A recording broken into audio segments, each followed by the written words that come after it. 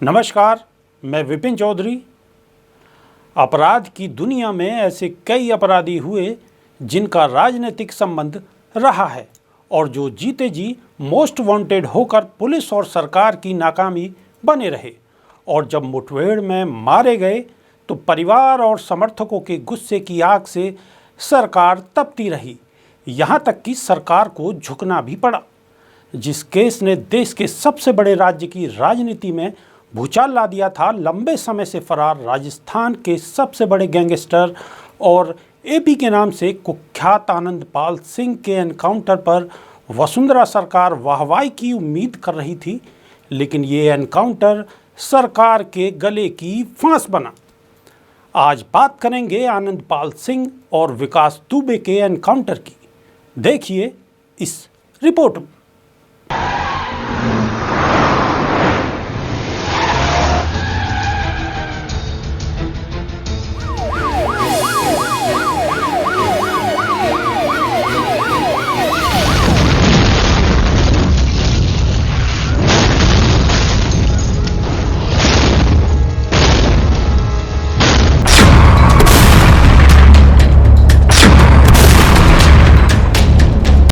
आनंदपाल सिंह चूरू जिले के मालसर गांव में 24 जून 2017 को पुलिस मुठभेड़ में मारा गया था।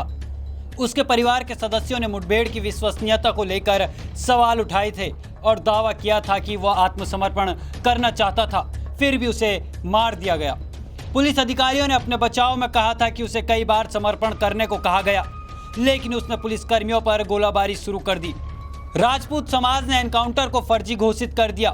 आनंदपाल मौत के बाद सरकार के लिए सिरदर्द बन गया। उसके लिए राजपूत समाज आंदोलन और हिंसा पर उतर आए।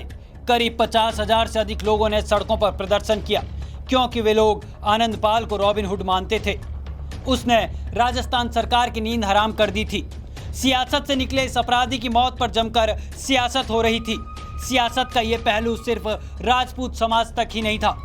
कांग्रेस ने भी वसुंधरा सरकार पर निशाना साधा। आनंदपाल के एनकाउंटर के बाद उसके परिवार के साथ खड़े हजारों लोग एक वोट बैंक भी थे। ऐसे में एक गैंगस्टर के सवाल के बाद से मचे बवाल पर सियासत भी लाजमी था, क्योंकि आनंदपाल सिंह के एनकाउंटर पर सवाल उठाने वाले उसे रॉबिन हुड मानते थे, जबकि पुलिस रिकॉर्ड में वो इतना कुख्यात गैंगस्टर था कि अदालत को भी एक नहीं 6 बार उसे भगोड़ा घोषित करना पड़ा। एनकाउंटर से करीब 1.5 साल पहले वो कैद से फरार हो गया था। उसकी तलाश में हजारों पुलिस वाले लगे हुए थे। सिर पर हैट, आंखों पर चश्मा, चमकदार कोट, इर्द गिर्द पुलिस वाले। जीते जी दबंगाई से रहने वाला गैंगस्टर आनंदपाल कानून का खासा जानकार, लॉ ग्रेजुएट था। फर्राटेदार अंग्रेजी बोलता था। खुद पर लगे इल्जामों को यह गैंगस्टर हमेशा एक राजनीतिक साजिश बताता था। राजस्थान के कई मंत्री, विधायक और अफसर समेत 21 लोगों को आनंदपाल से खतरा था। अब बात करते हैं विकास दुबे एनकाउंटर की। कानपुर के बिकरू गांव में सीओ समेत 8 पुलिस वालों की हत्या करने वाला गैंगस्टर विकास दुबे 10 जून को एनकाउंटर में मारा गया। एनकाउंटर में मारे गए पुलिसकर्मियों के परिजनों के साथ आम जनता इसे जायज ठहरा रही है। दूसरी ओर सियासत भी गर्मा गई है। तमाम विरोधी दल आरोप लगा रहे हैं कि विकास दुबे कई नेताओं का पर्दाफाश कर सकता था, इसलिए उसे मार गिराया। एनकाउंटर के तौर तरीकों पर विशेषज्ञ भी सवाल उठा रहे हैं। फिलहाल इस मामले में कुछ भी कहना जल्दबाजी होगी। एनकाउंटर हुआ है, सही है या फेक, देखिए इस रिपोर्ट में।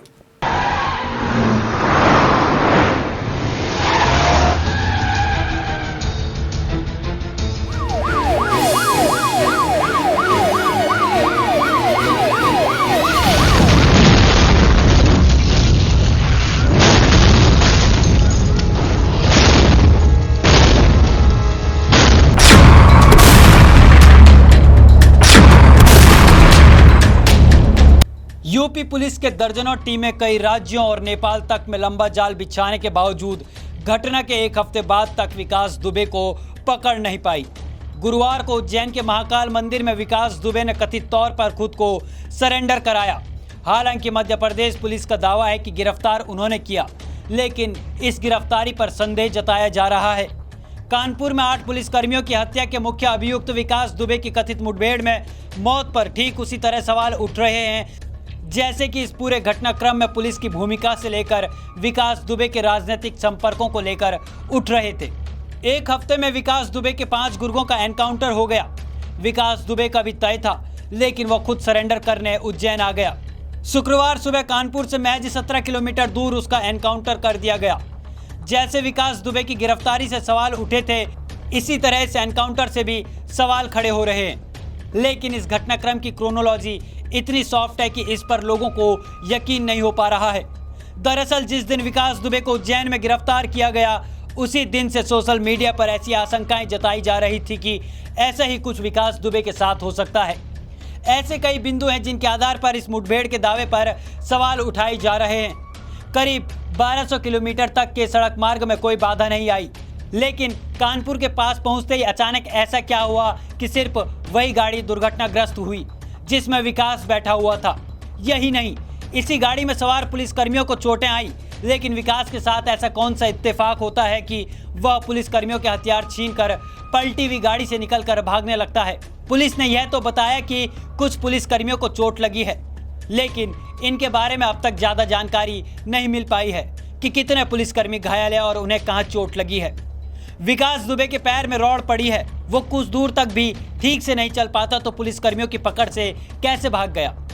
सवाल यह भी पूछे जा रहे हैं कि 1200 किलोमीटर यात्रा सड़क मार्ग से क्यों हो रही है, जबकि चार्टर्ड प्लेन से विकास दुबे को लाने की बात हो रही थी, और कार से लाए जाने के दौरान हथकड़ी क्यों नहीं लगाई गई।